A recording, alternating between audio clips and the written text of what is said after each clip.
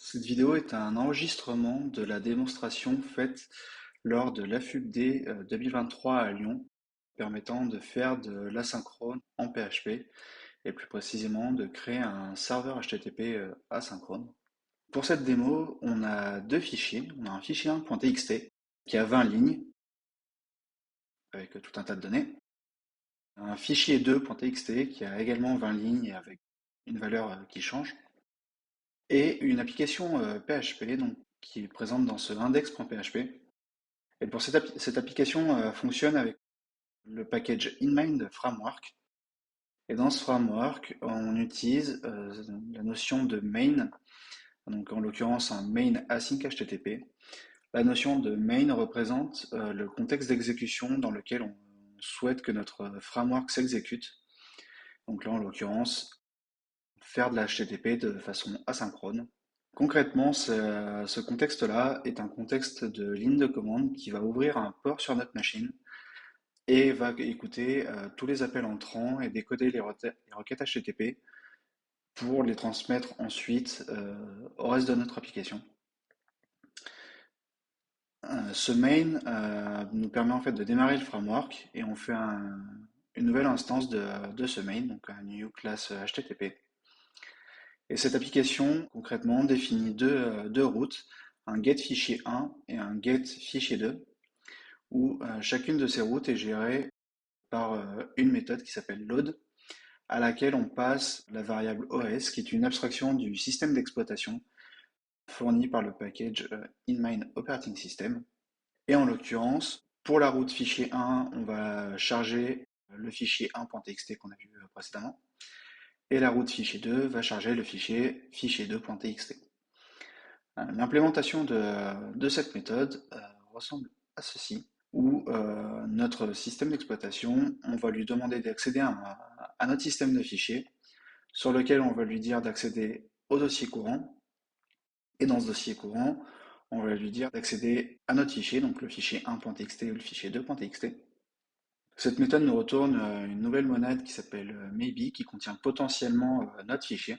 Si notre fichier n'existait pas, alors ce serait cette callable qui serait appelée, qui nous lèverait une exception. Mais en l'occurrence, notre fichier est toujours présent, comme on l'a vu. Donc ce cas n'arrive jamais, pour cette application tout de moins. Et puisque notre fichier existe, c'est cette première callable qui va être appelée, et dont le retour va nous être retourné de match, et donc on aura accès à notre fichier dans cette variable find. Et notre méthode load va nous retourner une réponse HTTP avec un status code OK, donc une 200. Et le contenu de notre réponse HTTP, on réutilise le contenu de notre fichier sur lequel on appelle la méthode map, donc qui est des méthodes de la monade, et dans laquelle on va dire que pour chaque ligne, en fait, on souhaite mettre en pause notre processus courant pendant 2 secondes.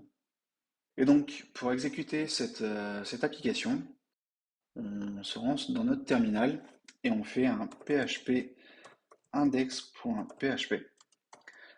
L'option no output est une option du framework juste pour pas avoir trop d'informations à l'écran. Et l'option timeframe est une option du contexte asynchrone qui permet d'indiquer le temps qu'on veut allouer au traitement d'une requête. Et donc cette valeur est exprimée en millisecondes. Donc on va mettre une grande valeur pour simuler qu'on est dans un contexte synchrone. Et on fait entrer pour lancer le serveur HTTP.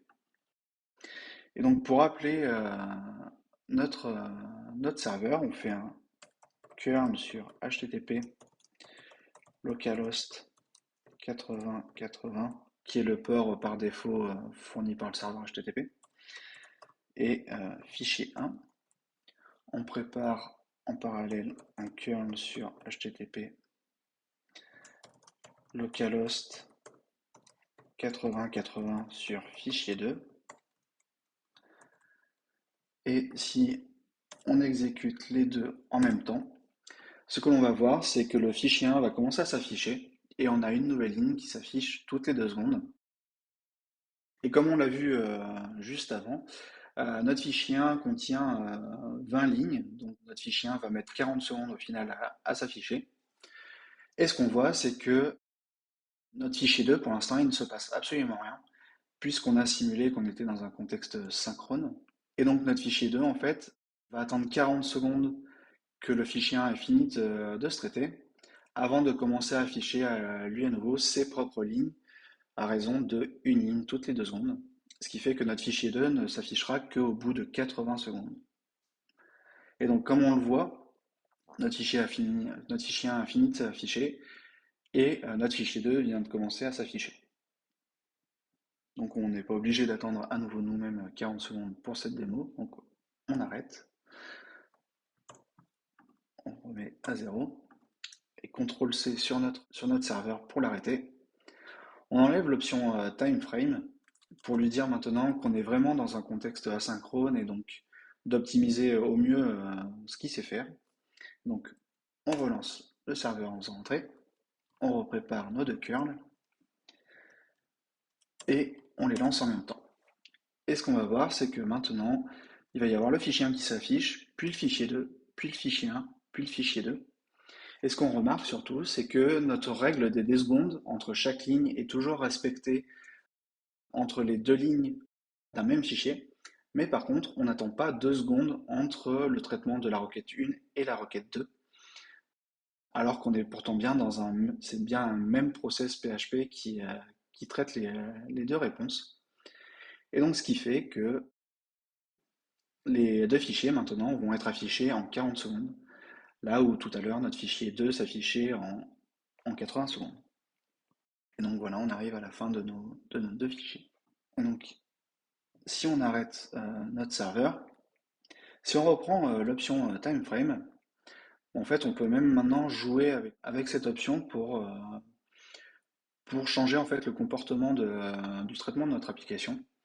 Donc comme je le disais tout à l'heure, c'est exprimé en millisecondes. Et donc vu qu'on met 2 secondes à traiter une ligne d'un fichier, si on met par exemple 6000 millisecondes, ça veut dire 6000, pardon, ça veut dire que potentiellement on arrivera à gérer trois lignes d'un même fichier avant de passer de l'un à l'autre. Et donc, si on relance en faisant entrer et qu'on reprépare nos deux curls,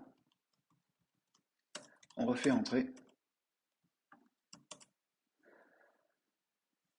Et ce qu'on va voir, c'est que on va avoir tout un tas de lignes du fichier 1 avant de basculer sur un fichier 2 qui va traiter tout un tas de lignes aussi, avant de rebasculer sur le fichier précédent. Donc voilà, on a vu qu'on avait traité 4 lignes sur le fichier 1, on en a traité une sur le fichier 2, et ainsi de suite. Et donc, comme on peut le voir, en fait, via une option générale, en fait, on change complètement le comportement de notre application. Donc, on peut arrêter le traitement, puisqu'on a vu l'exemple qui était fait. Et tout l'intérêt de ce code déclaratif, grâce notamment aux monades, c'est que là, on vient d'expérimenter notre application de façon asynchrone. Mais si on veut réutiliser maintenant en fait, notre application dans un contexte synchrone, comme on a l'habitude de le faire grâce à mode PHP et PHP FPM, donc à travers un serveur HTTP tel que Apache ou Nginx, en fait, notre application, la seule chose à changer, c'est enlever le async et dire qu'on est maintenant dans un contexte main HTTP. Et c'est tout ce qui a changé pour terminer notre expérimentation. Et donc, c'est tout l'intérêt d'avoir un code déclaratif basé sur les monades.